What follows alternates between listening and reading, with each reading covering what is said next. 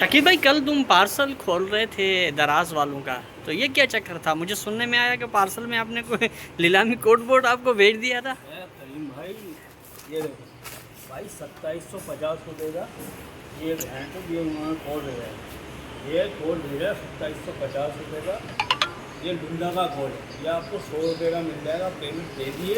ये पार्सल खुला हुआ है, दराज से ऑनलाइन मंगाया है, हफ्ते ठगी की। इससे पहले एक मोबाइल मंगाया था 9000 रुपये का भाई ने, उसमें से परफ्यूम की खाली बोतल निकली। अच्छा, वो आज मंगवाया था? हाँ, वो अल्लाह का करने ऐसा हुआ। हमने बोला भाई इसको चेक करो।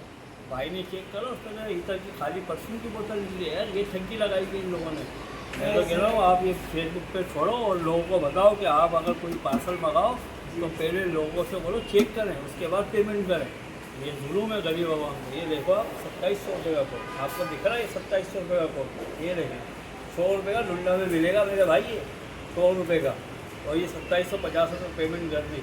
वो तो 9000 रुपये यूँ बच गए। भाई ने चेक कर लिया परफ्यूम की बोतल की, वरना वो 9000 रुपये भी जाते हैं। अब आप लोग जब भी पार्सल मंगाओ, इसको पहले खोलो, उनके सामने वीडियो बनाओ। चीज़ अगर आपकी होती हो तो जब पेमेंट करो, वरना भगाओ उनका पार्सल। ये बात याद रखना मेरी। अब आइंदा भी ख्याल रखना आप। नहीं, आप उनके लिए क्या मैसेज छोड़ना चाहते हो? ये करेंगे कि अल्लाह पूछेगा उनको, अल्लाह गारत करेगा यार उन लोगों को ठगी कर रहे हैं गरीब आवाम के साथ। 2750 में 100 वाला कोड दिया, 9000 में 100 वाली खाली बोतल दे दी उनको। क्या करें गरीब बंदा, किस पे भरोसा किया जाए? ऑनलाइन चीज़ें फिर मंगाना छोड़ दी जाए, इसका मतलब है। अगर भरोसा ख़त्म हो जाए लोगों पे, आप ये फेसबुक पे चलाएं और लोगों को आगाह करें, ज़रा होशियार रहो आप।